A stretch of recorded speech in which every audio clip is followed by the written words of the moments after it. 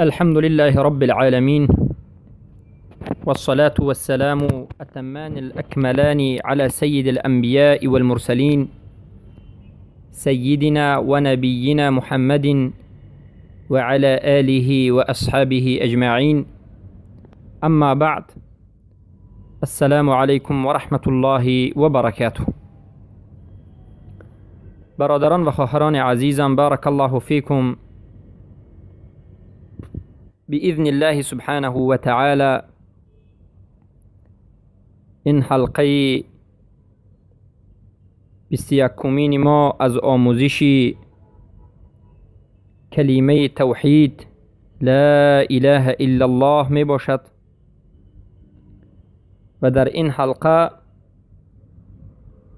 ان شاء الله باز در مسئله علم که شرط اول لا اله الا الله است و دوام مسئله علم صحبت خواهیم کرد. ما در مسئله شرط اول لا اله الا الله که علم است به شما در حلقه گذشته بیان کردیم که علم چی معنی دارد و علم این شرط لا اله الا الله علم به قرآن و سنت ثابت شده است. و اما در این حلقه سخنهای علما را نسبت این شرط لا اله الا الله علم به شما بیان خواهیم کرد. البته اهل علم در اشتراط علم، یعنی در مسئله این که علم شرط لا اله الا الله هست، سخنهای زیاد دارند. هر یک علمای اهل سنت و جماعت سخن کردند. اولا عمر بن الخطاب رضی الله عنه در این مسئله سخن بهترین را کرده اند که علما نقل می کنند که عمر بن الخطاب امیر المؤمنین رضی الله عنه می گویند انما تنقض عرى الاسلام عروة عروة اذا نشأ في الاسلام من لا يعرف الجاهلیه. هر آینه ریسمان اسلام ریسمان بر ریسمان نابود می گردد نسبت هر یک کسی که در اسلام نشأت یافته است و از جاهلیت بیخبر است.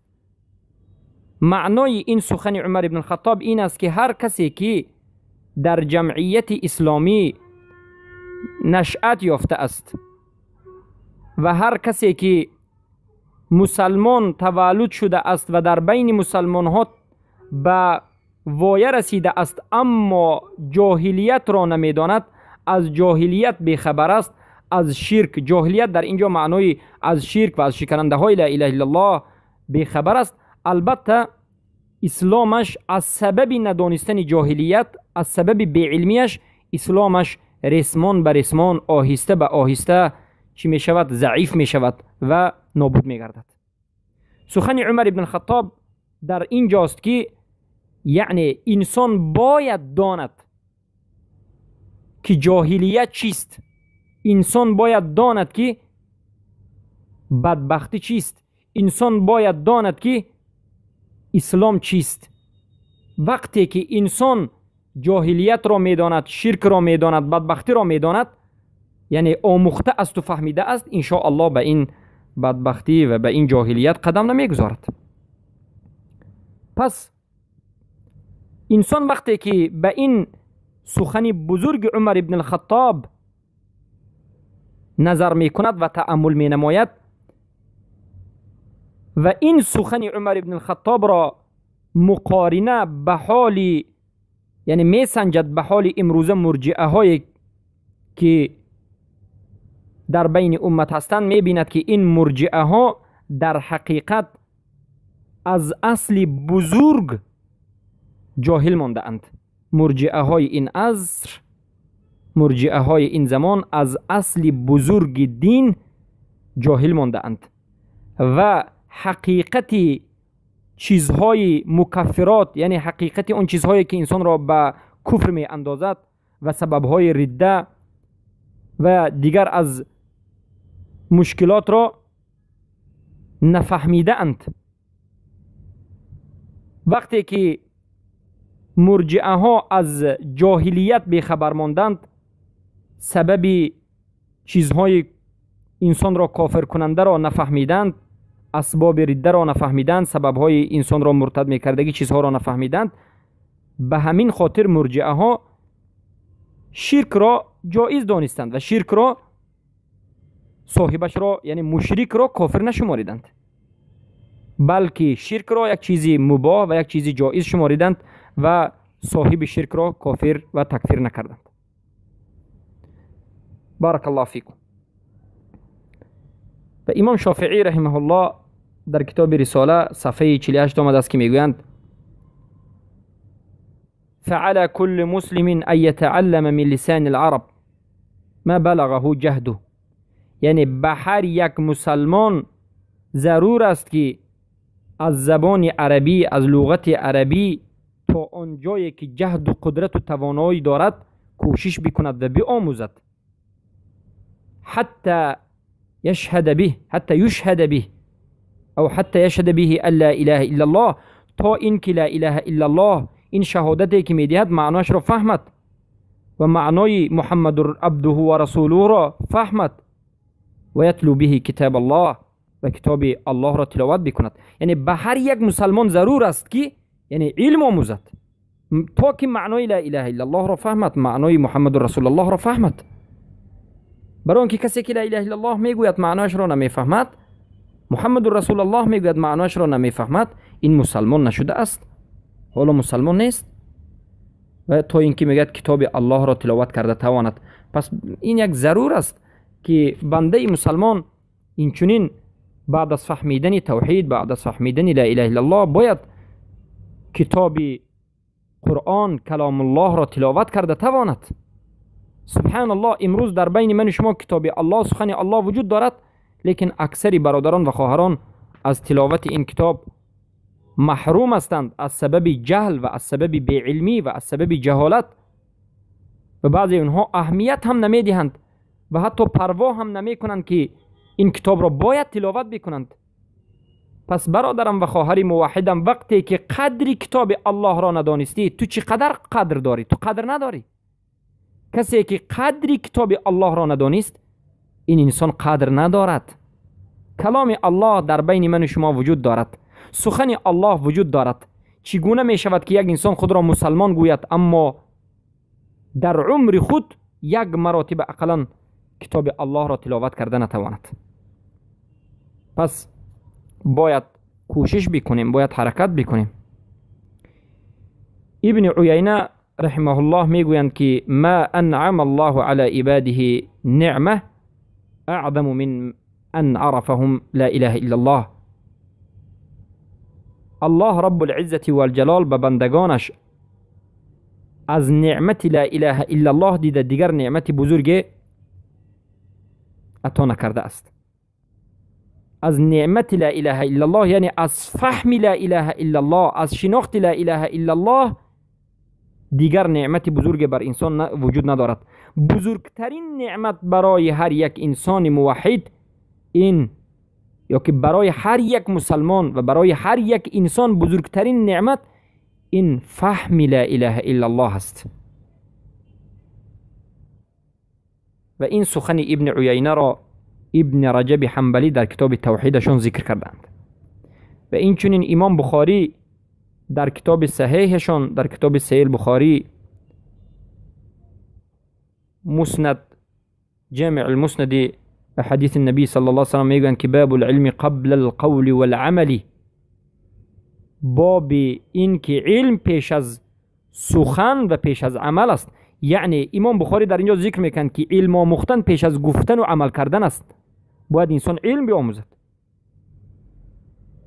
دلیلش را میگن که سوره محمد آیت 19 را ذکر میکنند که اعوذ بالله من الشیطان الرجیم فاعلم انه لا اله الا الله، بدان که نیست معبود بر حق بجز الله. فعلم علم. یعنی عینی در کتاب عمدة القاری، البته عینی یکی از علمای بزرگی حنفی، در شرح صحیح بخاری که نامش عمدة القاری هست، از ابن منیر روایت میکنند و میگویند که أراد أن العلم شرط في صحة القول والعمل فلا يعتبران إلا به. یعنی ابن منیر میگند گفتند که علم این شرط صحت قول است و عمل است و قول و عمل انسان یعنی سخن و عمل انسان به اعتبار گرفته نمی شود مگرم با علم. کسی که نمی داند معنای لا اله الا الله را نمی داند و نمی فهمد، این نطق لا اله الا الله که کرده است هیچ اعتبار ندارد. هر کسی که لا اله الا الله بگد نطق بکند معنیش را نفهمیده است، علم ندارد، اعتبار ندارد. هر کسی که عمل میکند اما از عملش بیخبر است که برای چی میکند و از عملی خود علمی ندارد، عملش هیچ اعتبار ندارد. و وزیر ابوالمظفر در کتاب افصاح خود میگویند، البته یک از علمای اهل سنت، که شهادت لا اله الا الله طلب می نماید که شاهد یعنی گوینده لا اله الا الله عالم به معنای لا اله الا الله باشد، داننده معنای لا اله الا الله باشد. یعنی کسی که شهادت لا اله الا الله می دهد معناش این نیست که به همون نطق بس است، بلکه لا اله الا الله می طلبد، تقاضا می نماید که معنی من را بفهم. فهم لا اله الا الله این علم است و شرط صحت لا اله الا الله است. و یک از علمای فارس در کتاب معیار المعرب که نامشان ونشریسی است میگویند هر کسی که در بین مسلمان ها نشأت یافته است، به وایه رسیده است و کلمه توحید لا اله الا الله را نطق کرده است و نطق می کند اما معنای لا اله الا الله را نمی داند،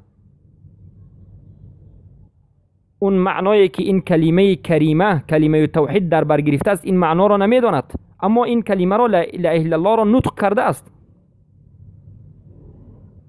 پس این انسان را میگند به ایمان و به اسلام و به توحید نسبت داده نمی شود، بل هو من جملة الهالكين و زمرة الكافرين و حکمه حکم المجوس في جميع الاحکام الا في القتل. بلکه میگند این انسان گرچنده که در بین مسلمان ها زندگی کرده باشد، گرچنده که نطق لا اله الا الله را به زبان گفته باشد، اما به سبب اینکه معنیش را نمیداند پس این از جمله هالکین است و از زمره کافرین است و حکمش حکم مجوس است. در جمیع احکام، در تمام احکام حکمش حکم مجوس است، میگن مگرم در قتل. البته ما در مسئله عذر بر جهل گفتیم که عذر بر جهل در مسئله شرک هیچ وقت عذر بر جهل وجود ندارد و در مسئله فهم لا اله الا الله کسی که نفهمیده است عذر بر جهل وجود ندارد، اما معنیش این نیست که این انسان را به قتل رسانده می شود، بلکه وقتی که لا اله الا الله را کسی که نطق کرده است این انسان را به قتل رسانده ممکن نیست، گرچنده که کافر گوییم هم به قتل رسانده ممکن نیست، برای که عذر بر جهل در مسئله قتل و در مسئله خلد مخلد فی النار عذر می شود. بارک الله فیکم. و البته این مسائل در حلقه گذشته در مسئله تکفیر به شما بیان شد، یا در مسئله العذر بالجهل در حلقه گذشته، و این چنین در مسئله بیان و در مسئله تحصیل علم یا که در مسئله فهم لا اله الا الله امام مالک میگویند، البته سخن امام مالک نسبت اون کسانی که بعد از وفات رسول اکرم صلی الله علیه وسلم مرتد شده بودند نسبت اونها است که میگن و تشهد به بعد العلم به و هو ممن لا يعذر بالجهل فلم يجب بشيء. یعنی هر کسی که بعد از علم یعنی بعد از فهم لا اله الا الله شهادت بدهد و بعد از این شهادتش بازگردد خود را به جهالت زند و بعضی از احکام الهی را رد بکند، پس به این انسان هیچ عذری وجود ندارد، جهل عذر شده نمیتواند. و امام قرطبی در تفسیر قول الله سبحانه و تعالی که الا من شهد بالحق و هم یعلمون، مگر اون کسانی که به حق شهادت دادن یعنی به یکتا بودن الله سبحانه و تعالی به کلمه توحید، حق در اینجا کلمه توحید لا اله الا الله است، مگرم اون کسانی که شهادت به کلمه لا اله الا الله دادند و در حالتی که اونها میدانند میگویند که بعد بیانه ان الشهادة بالحق لا تنفع الا مع العلم، شهادت به حق به انسان هیچ منفعت نمی بخشد مگرم با علم.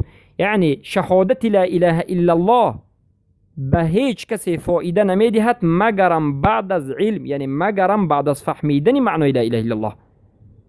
چرا که الله گفت الا من شهد بالحق و هم یعلمون، مگرم اون کسانی که به لا اله الا الله شهادت دادند.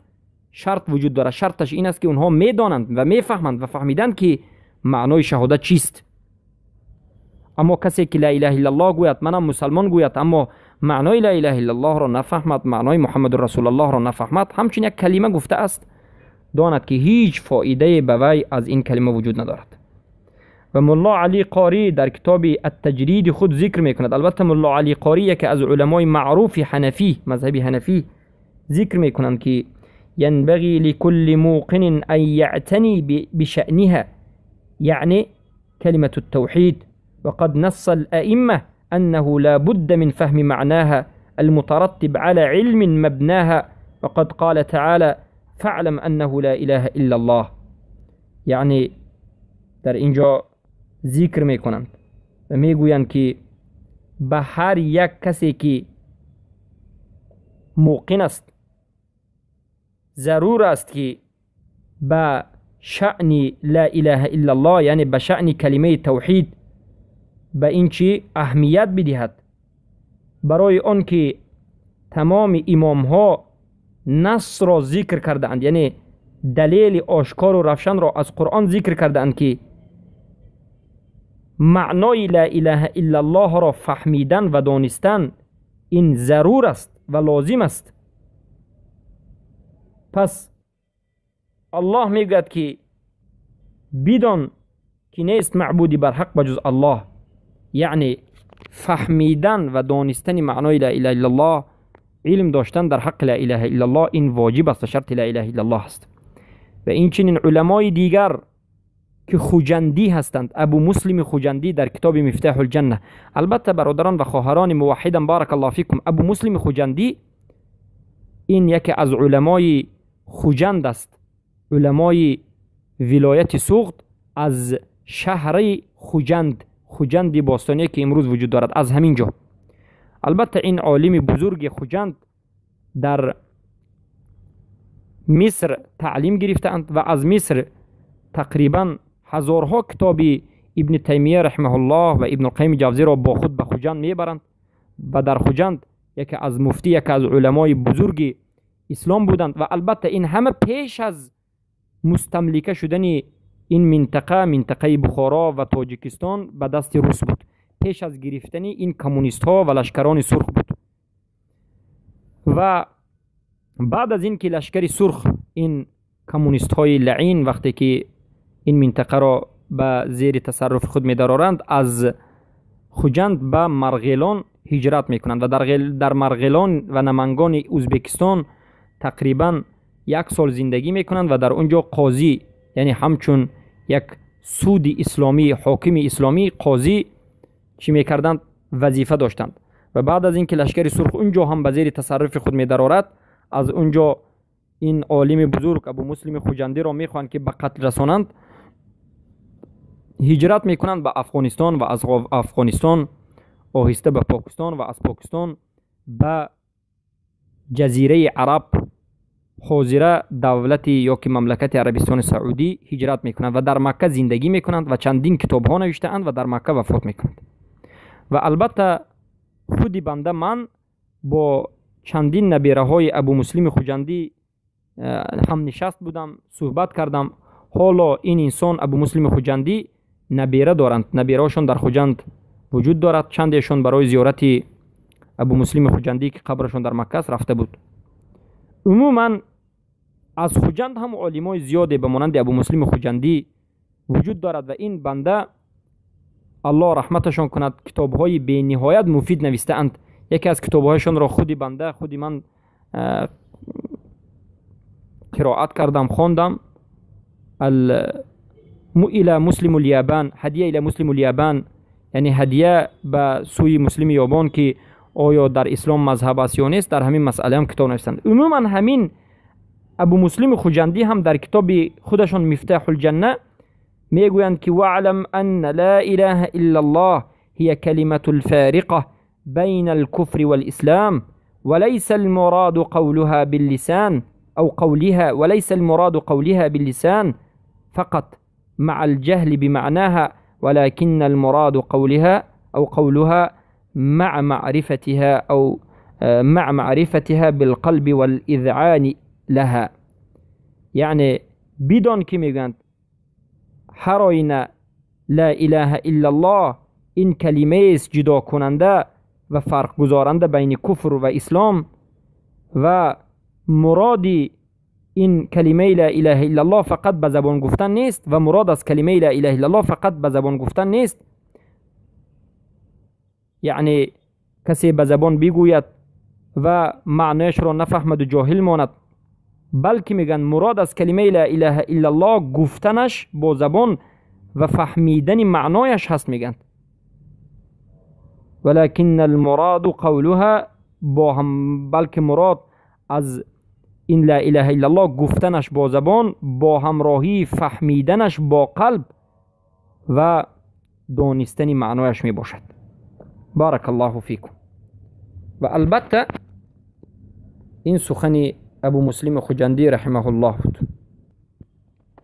امام ذهبی رحمه الله در کتاب سیر مجله 14 صفحه 306 میگویند البته امام ذهبی یکی از علمای بزرگ اهل سنت و الجماعت، محدث، مفسر، علامه، شاگرد شیخ الاسلام ابن تیمیه رحمه الله، میگویند که ولا يعلم العبد انه لا اله الا الله حتى يتبرأ من كل دين غير الاسلام. یعنی بنده معنای لا اله الا الله را نمیداند تا زمانی که از تمام دین هایی که غیر دین اسلام است از اونها بیزاری جوید و حتی یتلفظ بلا اله الا الله موقنا بها، و تا زمانی که لا اله الا الله را تلفظ بکند موقن در حالت باشد که یقین به قلبش داشته باشد. پس میگند هر کسی که فلو علم و ابى ان يتلفظ مع القدرة يعد كافرا، هر کسی که معنای لا اله الا الله را داند اما از تلفظ لا اله الا الله سرکشی کند، در حالتی که به تلفظ کردن قدرت دارد، توانایی دارد، سرکشی بکند، از جمله کافران حساب کرده و شماریده می شود. یعنی معنای سخن امام ذهبی این است که لا اله الا الله یک بنده همان وقت قبول می شود که از تمام دینهای باطل به مانند یهود و نصارا و مجوس و بودیستی و دیگر باطل و طاغوت ها انسان چی کند؟ بیزاری جوید، اونها را ترک بکند و لا اله الا الله را یقینا صادقانه با فهم معنایش تلفظ بکند. و بعد از این میگویند که هر کسی که معنای لا اله الا الله را داند، فهمد، اما لا اله الا الله را تلفظ نکند، به زبانش نگوید، این هم کافر است. در حالتی که قدرت دارد، یعنی گنگ نیست، اما در حالت قادر بودنش نمیگوید، این کافر است. ما البته اجماع اهل سنت و الجماعت را به شما ذکر کردیم در حلقه های گذشته که شرط قبول لا اله الا الله این است که به زبان انسان گوید و بعد از این به دل تصدیق کند و عمل به مقتضای لا اله الا الله داشته باشد.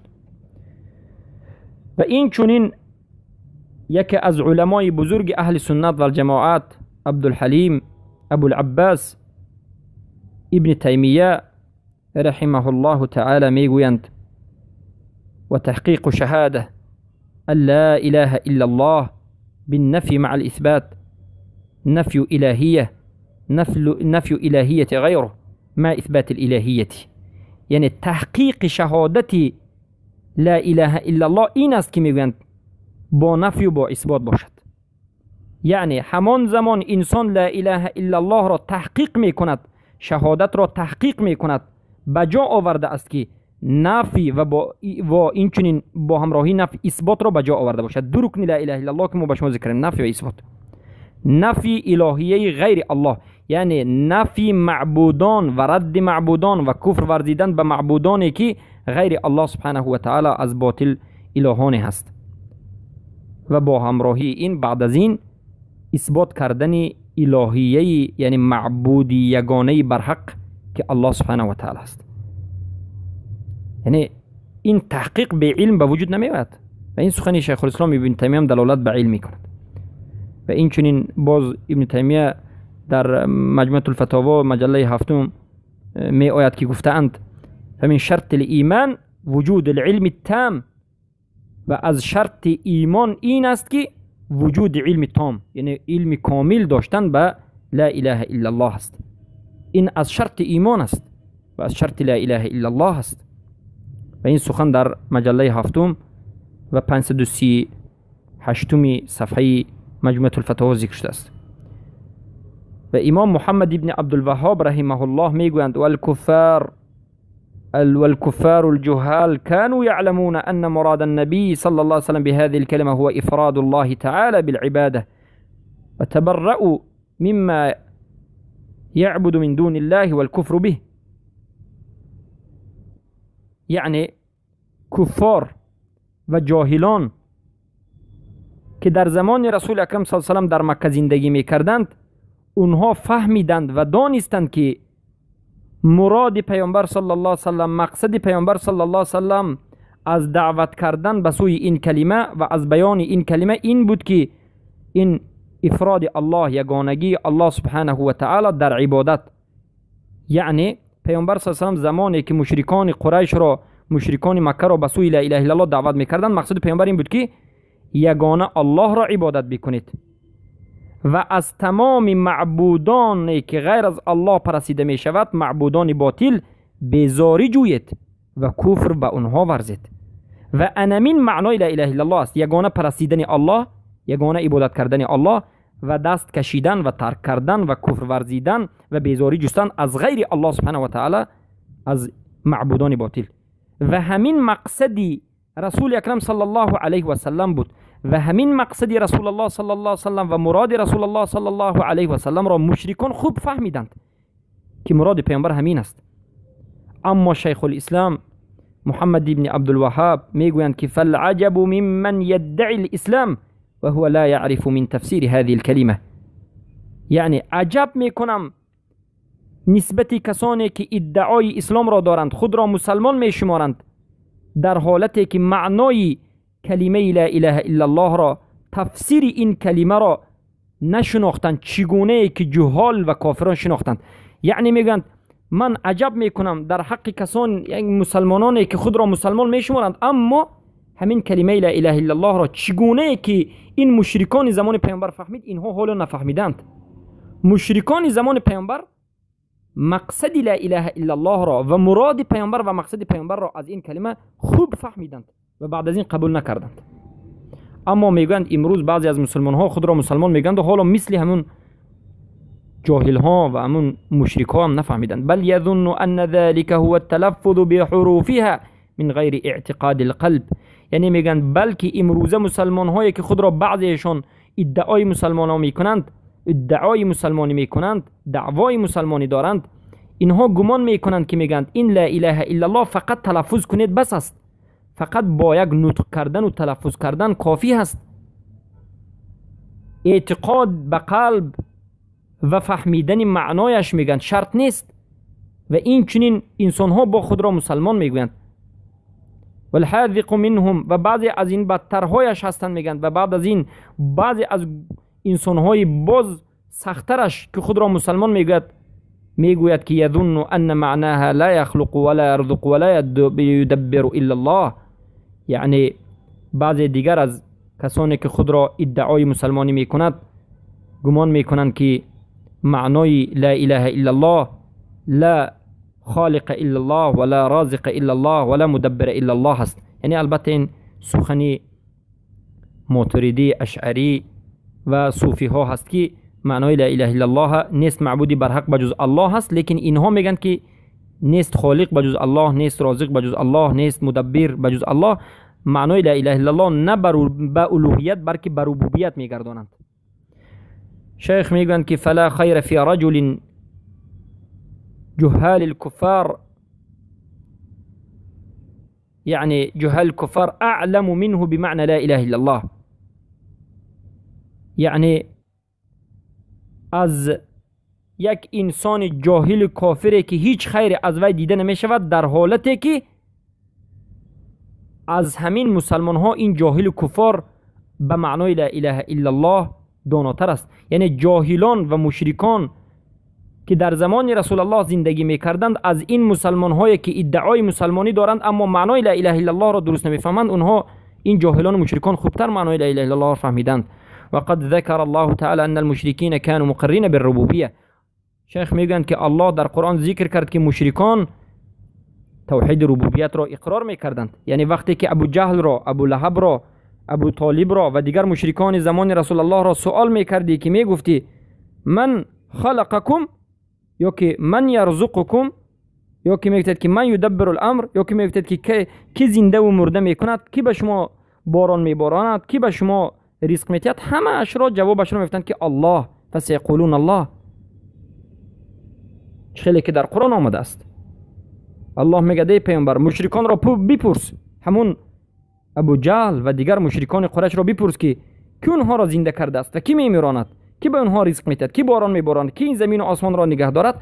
همه این مشرکان میگفتند که الله، برای اینکه اونها الله را ربوبیتش را اقرار کرده بودند، توحید ربوبیت را اقرار کرده بودند. یعنی در آفرینش یگانه بودن الله، در رزق دادن یگانه بودن الله را اقرار کرده بودند، اما میگفتند که به این الله ما واسطه میگیریم. توحید الوهیت، یکتا پرستی الله را رد کرده بودند. پس شیخ میگن که فمن قال لا اله الا الله ومع ذلك يفعل الشرك الأكبر كالدعاء الموتى والغائبين وسؤالهم قضاء الحاجات والتقرب إليهم بالنذر والذبائح فهو مشرك شاء أم أبى. یعنی هر کسی که لا اله الا الله را بگوید و بعد از این و با همراهی این شرک را انجام دهد، شرک اکبر را انجام دهد، به مانند دعا کردن از مرده ها و از غائبان، کسانی که در غیب هستند، به مانند اینکه شما در یک شهر دیگر میایستید، از یک انسان زنده که در شهر دیگر است از وی یک طلب چیزی دیگر میکنید، به مانند دعا میکنید، یا که قضای حاجت خود را، مشکلات خود را از قبر و از غایب ها طلب کردن و تقرب جستن به این مردگان و غایبان، به مانند نظر کردن و به این قبرها و مرده ها ذبح کردن. کسی که لا اله الا الله گوید و این چنین عملها را انجام دهد، میگن وی مشرک است، خواهد نخواهد، خواهد هم نخواهد مشرک است، یعنی کافر است. سبحان الله. پس این سخنهای علمای اهل سنت و الجماعت بود که دلالت میکند، همه این سخنها دلالت میکند که علم شرط صحت لا اله الا الله است. کسی که معنای لا اله الا الله را نمیداند، کسی که نفی رکن لا اله الا الله را که نفی است و اثبات است نمیداند، فقط همچو یک کلمه به معنا لا اله الا الله را گفته است، این لا اله الا الله به این انسان هیچ فایده نداده است و انسان کافر است. و اما خیلی که سخن امام شافعی و امام مالک و غیره از علما را به شما ذکر کردیم، کسی که لا اله الا الله را بگوید اما عمل نکند قبول نیست. و این چنین کسی که معنای لا اله الا الله را بداند، یعنی علم داشته باشد که لا اله الا الله این رکن است، یعنی نفی دارد، اثبات دارد، یگانگی الله را اثبات کردن است، دلالت به الوهیت میکند، معنا را داند، اما به زبانش با وجود قادر بودن نطق نکند. زبان دارد، صحبت کرده میتواند، اما لا اله الا الله را نگوید، معناش را داند و نگوید، این هم کافر است و مسلمان نشده است. شرط لا اله الا الله گفتنی لا اله الا الله با زبان در حالتی که قادر هست انسان میتواند گفتن، و بعد از این دانستن لا اله الا الله است. و البته با همین دومین قسم حلقه علم، شرط لا اله الا الله، شرط اول لا اله الا الله را به پایان میرسانیم و در حلقه آینده باز در مسئله علم به شما صحبت خواهیم کرد. سبحانك اللهم بحمدك اشهد ان لا اله الا انت استغفرك واتوب اليك. السلام عليكم ورحمة الله وبركاته.